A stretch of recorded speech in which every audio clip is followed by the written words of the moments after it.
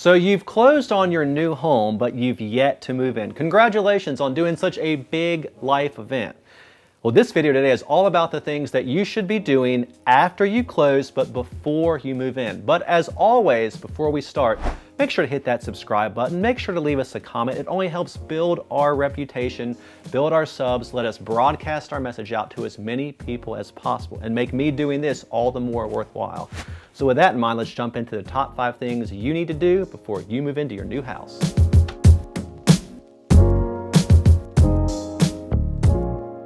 First is prepare for your mortgage payment.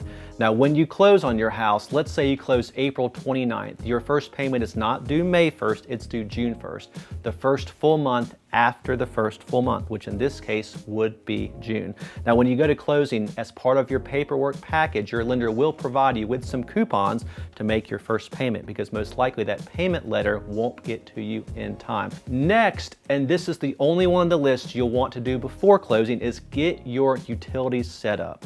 I've had people call me over the years after they've closed, and by the way, after I told them to do this and they didn't, and they move in and they hit that switch for the electricity and nothing comes on, and they call me freaking out, and I'm like, did you not turn it on? Well, the answer was obviously no. So while you're under contract before you close, call the local utility provider and have service start to overlap with the current owner.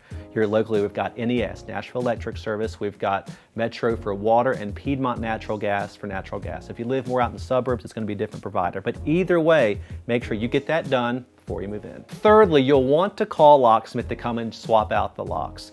In 2024, you have no clue who has copies of the key from the house from the previous owner, a family friend, a teenager's friend, whatever.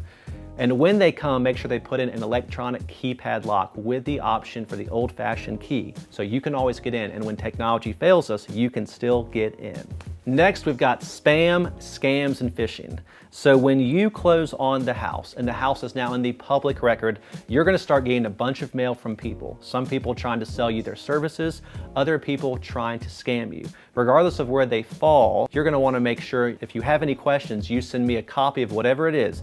And if someone's trying to sell you a copy of your deed, you don't need to do that. That is part of the paperwork you get at closing. So be careful, don't give money to strangers, and call me to sell and buy your real estate. Next, you'll want to set up your monthly HOA payment. Remember, your HOA payment is not part of your bank payment, which is principal, interest, taxes, insurance.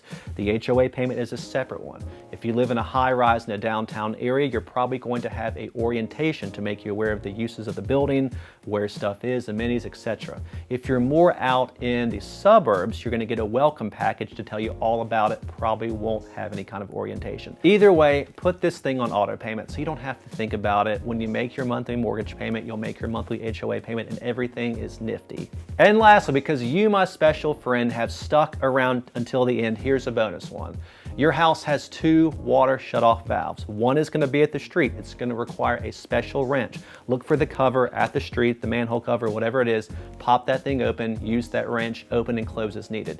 The other one is going to be in your house. If you're in an old house like me, in a basement, in a crawl space. If it's a newer house, it's going to be close to a water line where the water comes into the house. Now, if you ever have a flood, you know where the water shutoff valve is. Go and turn that thing off and make the flood much less damaging. Owning a home is a big responsibility. It's a fun one, but it's a big responsibility. And if you take care of your house, the house is going to take care of you. So for all of us at #ThinkNashville, think Brad here in this old studio that I meet you at weekly, be well, take care of each other, and we'll see you soon in 2024.